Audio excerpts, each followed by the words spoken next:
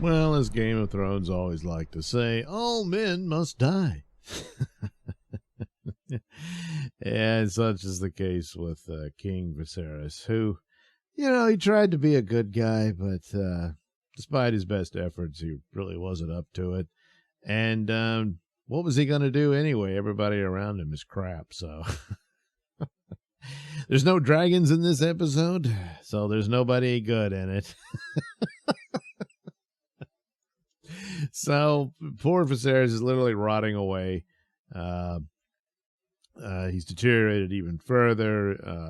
Whatever the affliction he has apparently rotted one of his eyes away. It's really bad. And they had to do a lot of effects here. You've seen similar things like with Captain America when he was a scrawny little guy, but hey, it's really Chris Evans. No, not really. So it's all very well done effects and everything on that part. And the rest of the show is the ongoing soap opera. I always say it's soap opera with dragons, but the dragons just didn't make an appearance, but still.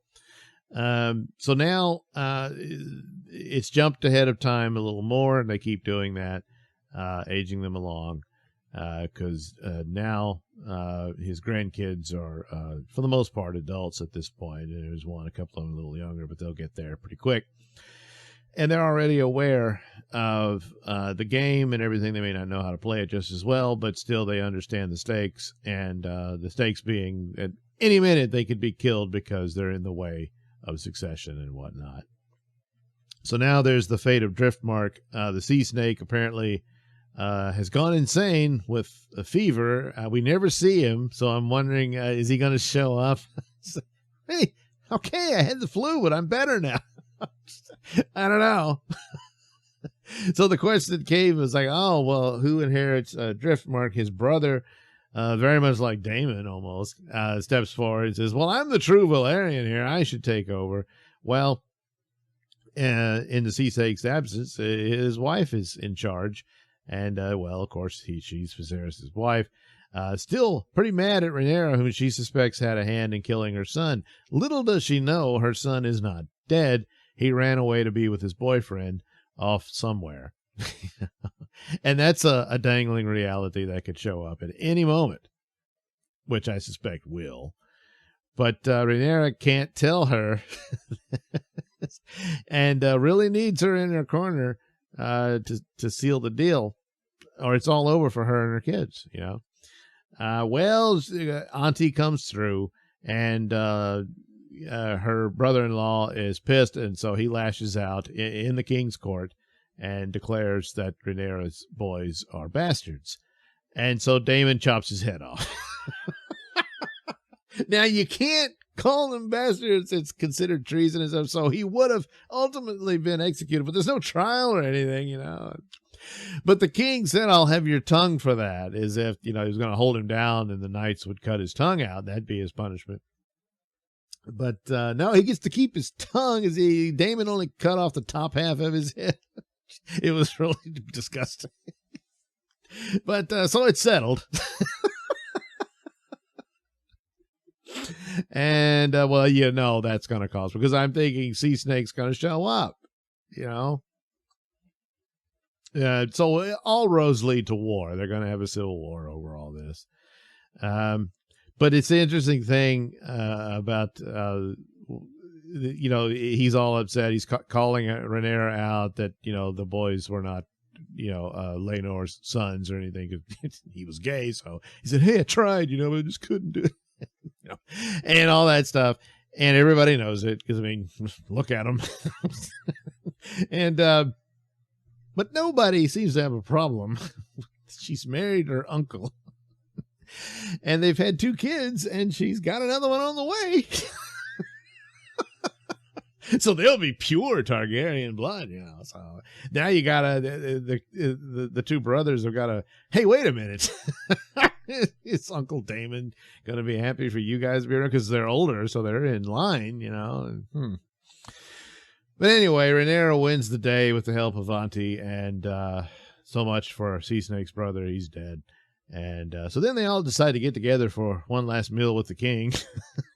And he promptly takes his mask off to show him his scarred face. So, oof, oof. But things seem to be getting a little better between Alicent and Rhaenyra. You know, they try to make amends. But then the kids are all assholes to each other. And so it all kind of falls apart. But gee, let's hope for the best. And the king is really sick and whatnot. And then he leaves the last message talking about the ultimate prophecy of the Song of Fire and Ice, and the Night King will come one day, and all that sort of stuff. Which I understand it's got to be there, but after it's like, if only you could just pretend this has nothing to do with Game of Thrones. A lot of everyone could enjoy it more for what it is, because for all intents and purposes, it's a good show. You know, it's just a medieval fantasy soap opera, but still, they do it well. And it's too bad. So he dies at the end in his bed and all that. But of course, the plotting ensues where it will.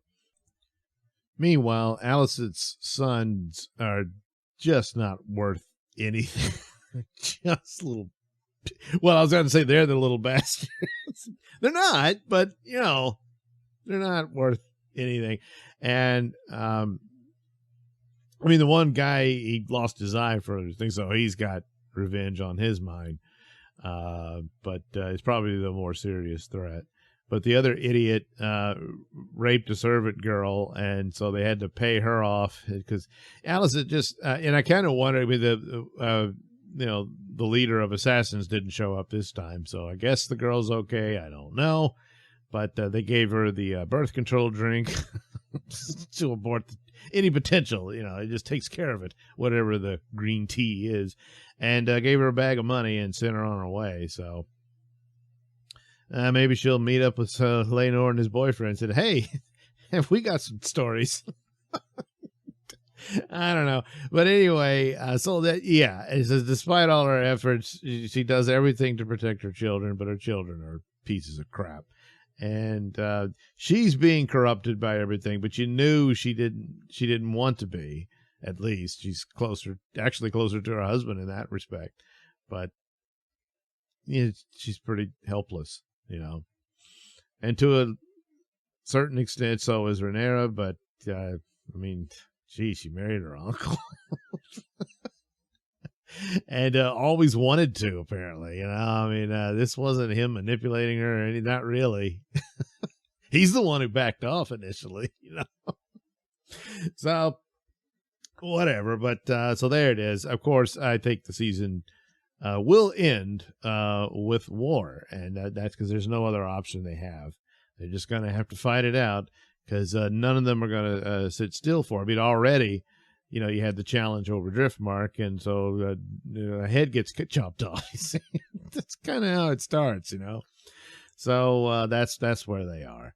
So anyway, it's a good show. Of course, it's tainted by Game of Thrones pooping the bed. And that's unfortunate. But I got to say, other franchises that have just gone out of their way to poop the bed, they don't deliver anything better after that. I mean, I guess Star Wars is Mandalorian. That's about it. And I guess Andor, it's interesting. It's not as entertaining as Mandalorian. So, you get these bright spots. So far, Star Trek has nothing. Strange New Worlds, that's a piss poor effort. And all you can say is, well, it's better than STD and Picard. Well, so what? Whereas House of the Dragon is leaps and bounds above those. So, and of course, it continues to mop the floor with Rings of Power.